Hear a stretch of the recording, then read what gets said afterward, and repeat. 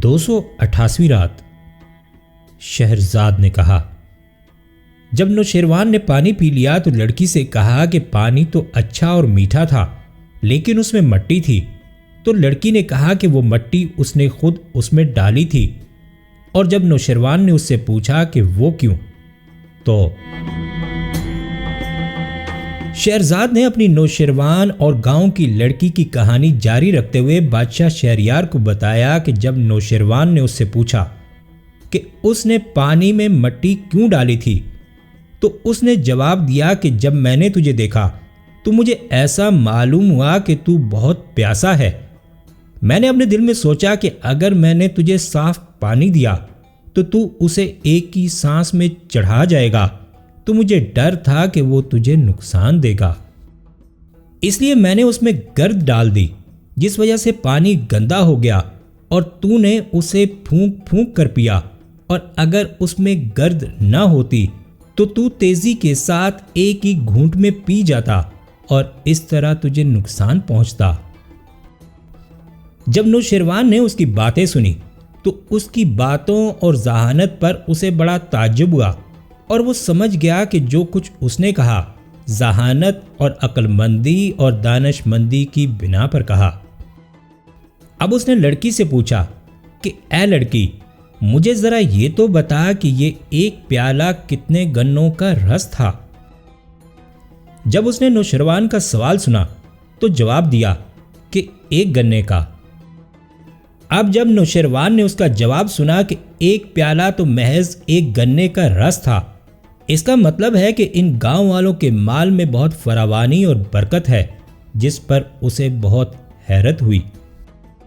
ابھی وہ لڑکی کے ساتھ محو گفتگو ہی تھا کہ اس کا لشکر بھی اس جگہ پہنچ گیا اور اس نے اپنے منشی سے کہا کہ اس گاؤں کے لگان کا کھاتا پیش کرے۔ اس نے فوراً اس گاؤں کے لگان کا کھاتا نوشیروان کے سامنے رکھ دیا اور اس نے دیکھا کہ اس گاؤں سے کتنا لگان وصول ہوتا ہے۔ جب اس نے کھاتا دیکھا تو اسے معلوم ہوا کہ لگان تو بہت کم وصول ہوتا ہے، چنانچہ اس نے اس بات کو اپنے دل ہی میں رکھا اور ارادہ کیا کہ جب دارالسلطنت پہنچے گا تو اس گاؤں کا لگان بڑھا دے گا، کیونکہ جس گاؤں میں 1 گنے کے رس سے پورا 1 پیالہ بھر جاتا ہو اور ایک آدمی اس سے سیر ہو جاتا ہو تو اس کا لگان اتنا کم کیوں کر ہو سکتا ہے۔ اب نوشیروان وہاں سے فارغ ہو کر اپنے لشکر کے ساتھ واپس جنگل کی طرف چلا گیا اور شکار میں مصروف ہو گیا اور سارا دن شکار کھیلتا رہا۔ اتفاق سے جب شام ہوئی تو اسے پھر پیاس معلوم ہوئی اور اس کا جی چاہا کہ وہ اسی گھر سے دوبارہ گنے کا رس پیے اور اس لڑکی سے بات چیت کرے۔ چنانچہ وہ اپنے لشکر والوں کو ضروری ہدایات دے کر ان سے رخصت ہوا اور پھر اسی گھر پر تنہا پہنچا اور دروازے پر دستک دی۔ اب وہی لڑکی باہر نکلی اور اس نے اسے پہچان کر اس سے پوچھا کہ اب اس کی کیا حاجت ہے۔ نوشیروان نے اس سے کہا کہ پانی پلا دے۔ وہ لڑکی نوشیروان کو دروازے پر ہی چھوڑ کر اندر چلی گئی اور جا کر گنے کا رس نکالنے لگی، اور اسے رس نکالتے اور آتے آتے ذرا دیر ہو گئی، اور جب وہ رس لے کر آئی تو اس نے رس کا پیالہ نوشیروان کے آگے بڑھا دیا۔ نوشیروان نے اس سے پیالہ لے لیا اور رس پینے لگا، اور جب پی چکا تو اس نے اس سے پوچھا کہ تو نے اس بار اتنی دیر کیوں لگائی؟ لڑکی نے جواب دیا کہ اے میرے آقا، مجھے آنے میں اس وجہ سے دیر ہو گئی کہ اس بار 1 گنے سے تیری ضرورت کے لائق رس نہیں نکلا اور پیالہ نہ بھرا، تو پھر میں نے 3 گنوں کا رس نکالا اور پھر بھی ان میں سے اتنا رس نہ نکلا جتنا کہ پہلے 1 گنے سے نکلا تھا۔ بادشاہ نوشیروان نے اس سے پوچھا کہ اس کی کیا وجہ ہے؟ لڑکی نے جواب دیا کہ اس کی وجہ میری سمجھ میں یہ آتی ہے کہ ہو سکتا ہے کہ بادشاہ کی نیت بدل گئی ہو۔ نوشیروان نے دریافت کیا کہ یہ تجھے کیسے معلوم ہوا کہ بادشاہ کی نیت بدل گئی ہے اور اس کا اس گنے کے رس سے کیا لینا دینا ہے؟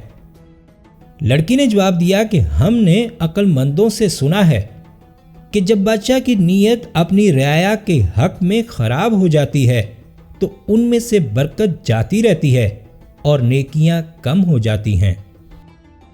جب نوشیروان نے لڑکی کی باتیں سنی تو وہ ہنس پڑا اور اس نے اپنے دل سے وہ بات نکال دی جو اب تک اس گاؤں کے متعلق دل میں پوشیدہ تھی، اور پھر اس نے اس لڑکی سے شادی کر لی کیونکہ اس کی انتہائی ذہانت، سمجھداری اور خوش بیانی اسے بہت پسند آئی۔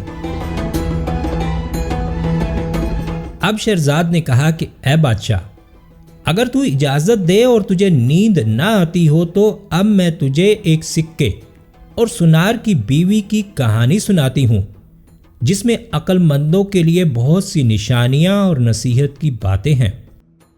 بادشاہ شہریار نے کہا، ہاں سنا۔ شہرزاد نے کہا کہ اے بادشاہ سن، بخارا میں ایک سکہ تھا جو 30 سال سے ایک سنار کے گھر میں پانی بھرا کرتا تھا۔ اس سنار کی ایک بیوی تھی جو نہایت حسین و جمیل، آن بان والی، دیانتدار، نیک اور پارسا تھی۔ ایک روز سکہ دستور کے موافق آ کر گھروں میں پانی بھرنے لگا، اور جب اس سنار کے گھر پہنچا تو اس نے دیکھا کہ اس کی عورت صحن میں کھڑی ہے۔ سکہ اس کے پاس آیا، اس کا ہاتھ پکڑ کر کھینچا، خوب دبایا اور پھر اسے چھوڑ کر چلتا ہوا۔ جب رات ہوئی اور اس کا شوہر اپنی دکان سے گھر لوٹا تو اس کی بیوی نے اس سے کہا کہ آج تو نے بازار میں ایسا کیا کیا جس سے خدا ناراض ہو گیا؟ جب اس سنار نے اپنی بیوی کی بات سنی تو اسے بڑی حیرانی ہوئی، اور پھر وہ بولا کہ میں نے ایسی تو کوئی بات نہیں کی جس سے خدا ناراض ہو۔ اس کی بیوی نے کہا، نہیں، تو نے ضرور کوئی ایسی بات کی ہے جو خدا کی ناراضگی کا سبب ہوئی۔ اگر تو نے سچ سچ نہ بتایا تو میں تیرے گھر میں ہرگز نہ ٹھہروں گی، اور اس کے بعد نہ تو مجھے دیکھے گا اور نہ میں تجھے دیکھوں گی۔ اب شہرزاد کو ثبوتی دکھائی دی اور اس نے یہ کہانی بند کر دی۔